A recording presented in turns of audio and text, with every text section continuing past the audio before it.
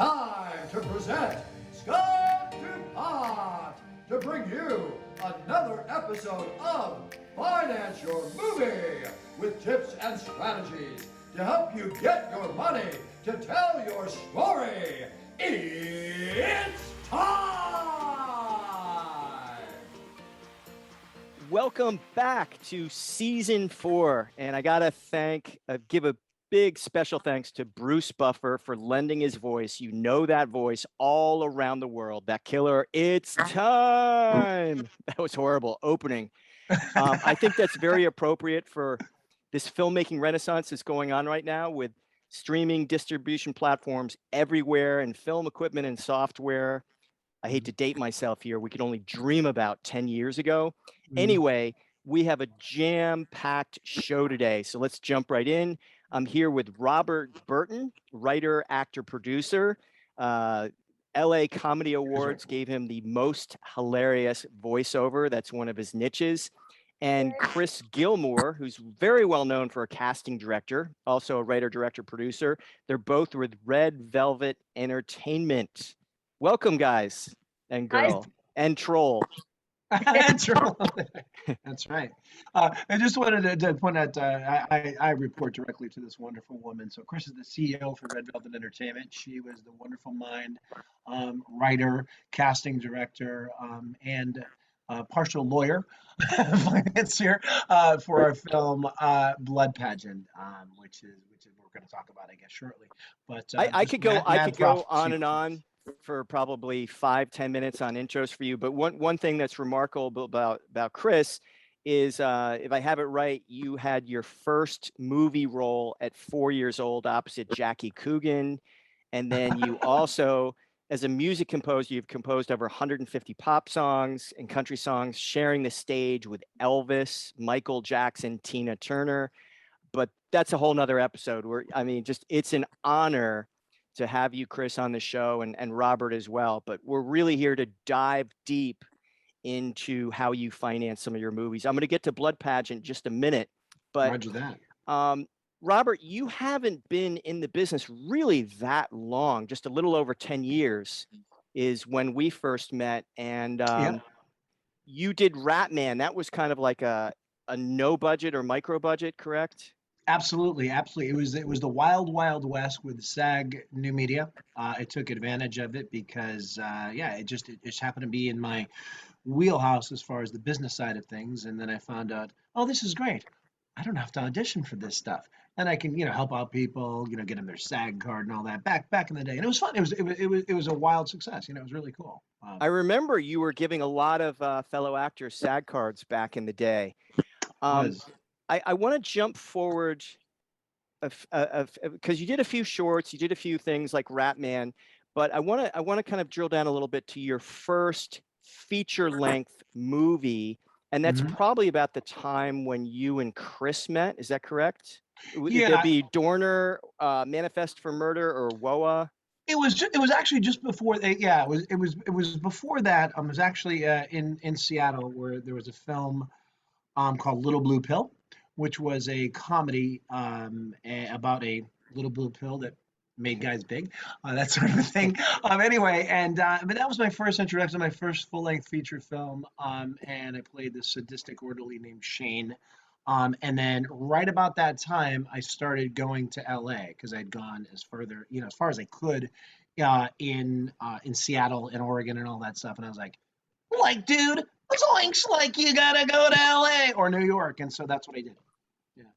So which of the movies were you instrumental or involved in helping kind of put together and raise the money for?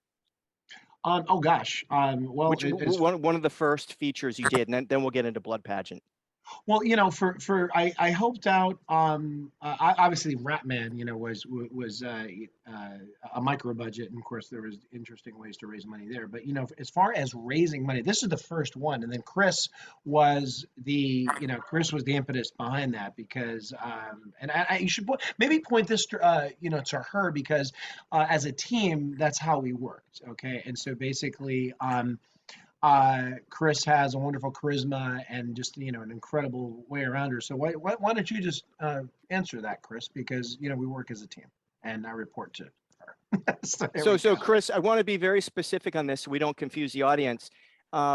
If you, as a team, worked on some of the earlier films we just talked about, or is this specifically Blood Pageant? Because that's the thing that the audience is real excited about, and it's something we can watch right now.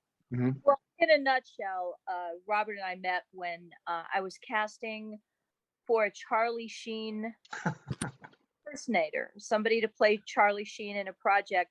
And Robert came in and did the best impersonation. And all of these guys who look just like Charlie Sheen did nothing to live up to that moment. And that's how we met on a project, not raise money for that project.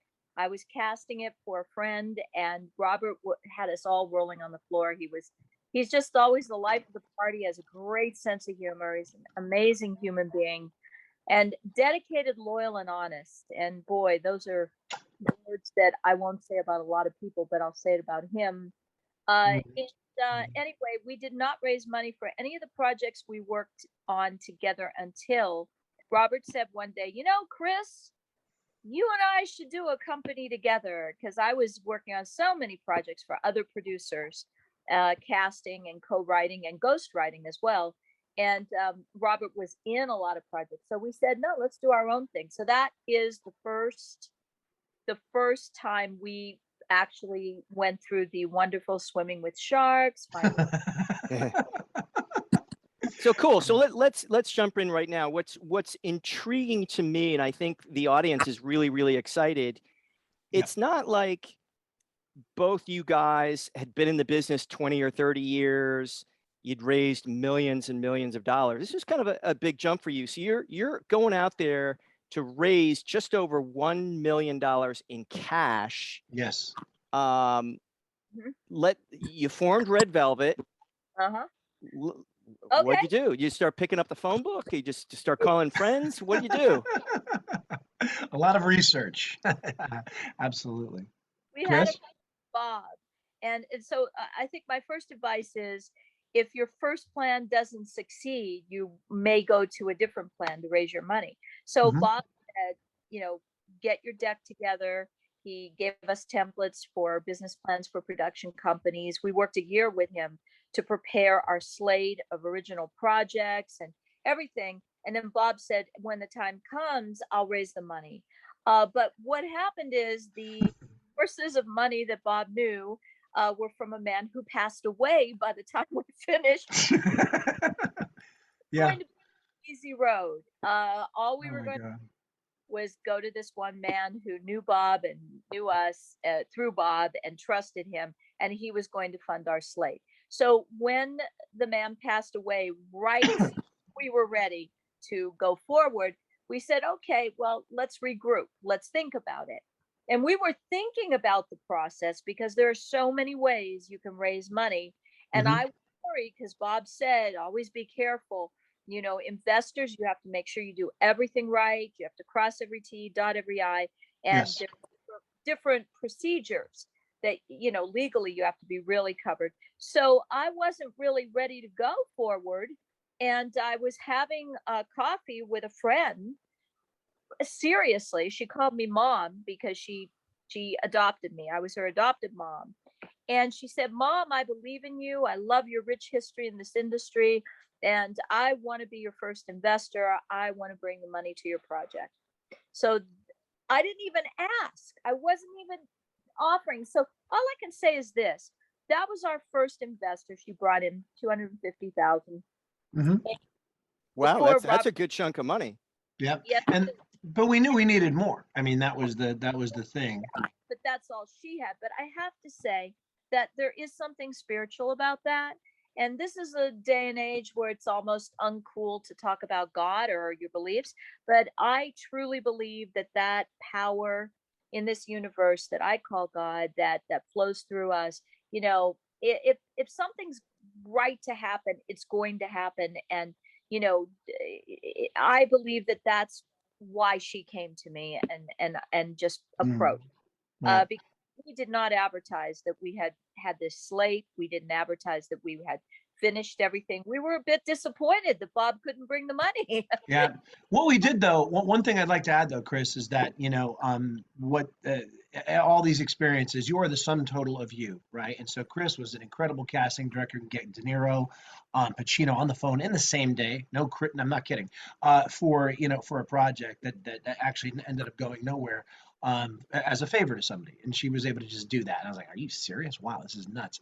But what we wanted to do was we wanted to stretch this budget, and so what we did, because of the Screen Actors Guild, we figured that we're going to be doing a modified low budget. But then Chris was very quick to point out, look, if we don't cast star names and have a good mix of star names to actually sell it, we're going to end up like just everybody else that does the indie film route and just like, hey, I'll be in it, you be in it, we'll put Buffy in it and Muffy the dog, and nobody will go and see it ever. All right. So she, and we went through a long litany of people that were in line, and then we ended up getting, Snoop Dogg, Stephen Baldwin, Beverly Mitchell, it is incredible star names, and we were able to stretch the budget. Yeah, David Chokachi is like, okay, personal savior on here, and a wonderful person, one of the best guys I've ever worked with, just loves the work, and yeah, he's amazing in your film. He really is, and then Steve Spiro, who played Sam the director, another amazing guy, and of course our two leads, Joanna DeCastro and Juliana DeStefano, were just amazing.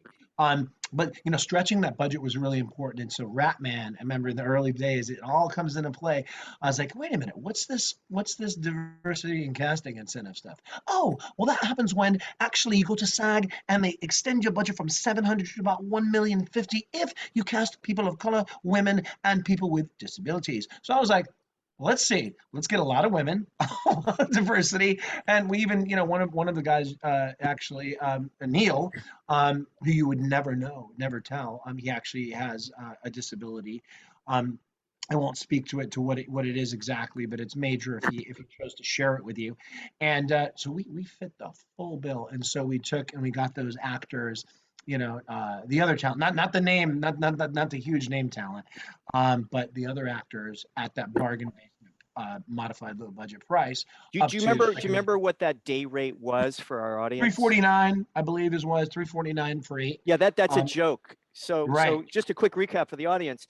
You're doing $1 million plus film, and you're only paying the SAG actors $349 for an 8-hour day. That's amazing. Stars are a little bit different, but what a great loophole you took advantage of. That's huge. Absolutely, thank you, and that's important. So I would say advice there: do your homework. And the one thing I just definitely have to say, and Chris has heard me say this 1,000 times, right? As an actor, you love SAG-AFTRA. As a producer, you hate SAG-AFTRA. It's terrible. It's a love-hate relationship. It is. Yeah. So there we go. Okay, so I want to take our audience to the point where you've got $250,000 in the bank, which is really remarkable. The first check right out of the gate. Did you just keep reaching out to people in your influence, or keep praying? How did some of the other investors come on board? Chrissy. Robert? Yeah. It was amazing because we had this first investment, and then I was talking to my friend. I was at Disneyland, and I was talking. We have this money for this movie, but I guess I have to go find money, and so I'm going to pray on it because I'm not quite sure which way we're going to go. And she said, oh, I'll put money in. And then I was talking to my other friend, Gail, and I said, boy, we need more money for this. I didn't know my friends were so rich. Seriously. So and what kind of checks were these from your two other friends? Were these $10,000, $250,000 checks? Well, one of them was 10,000, another was 350,000. Wow. Was 200,000 or 300,000. I mean, it kept adding up. Yes. And then my friend Gail had a friend who said, yeah, I want to put money in. And the thing is, here's what I want to say. If you have a good project and that's not enough. It could be creative, it can be entertaining. That's one thing, and you want to make sure that your project hits the target market that you're going for. And the target market that you're going for should definitely be one that you're already knowing where you're going to go for the distribution platform for that target market. But Absolutely. It's not enough. You also need this wonderful plan of what star names are going to hit that target market. And and I attribute a lot of credit to the fact that I was watching a Monk episode, and I love that. and I said, "Oh God, he's so fun, so wonderful." And then I heard he had a gospel album out, and he kept. And then he was with Martha Stewart, and I said, Robert, I really want Snoop Dogg to be in our film.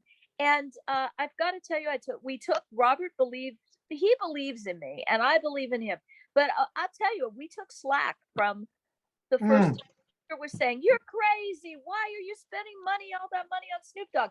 We heard crazy stuff. Just like you stick to doing what you do for a living. We'll stick to the filmmaking. That's the more get that divide between the investors. Yeah. Yes. But go ahead, Chris. Was golden because he had a multi-generational following, a multi-generational worldwide. Kids know him. Him. He's amazing. Fun, he's serious. He does music. He acts. And I have to say, that was the best choice we made. And also, he was so much fun on the set. Got to say, that man, not only is he playful, but he also is extremely respectful. He signed the script and he left me a little heart. And he said, "Here, Chris," and he signed it and left a little heart. I mean, he highlighted his lines. I mean, this guy just does everything by the book, and you wouldn't think it, right? Yeah. He's this wild rapper, but he is really a great guy and the best voice. So going back to it, Robert can take it from here, but I've got to say that Snoop was our anchor. And you have a good, you have a good story, you have a solid story, but you have to have somebody that people want to watch in that story. Now, I think a lot of mistake indie producers make is they want to put their own face in it, they want to put themselves in it, their friends, but they don't think of what does the audience want and what does the distributor want to get that audience, Right, absolutely. The right mix of draw names with the big name talent, and that's exactly what we did here. So speaking of getting those names, I really appreciate your time. Can I take a quick break and bring both of you right back? Because I want to get into how we got those names. Absolutely. attached.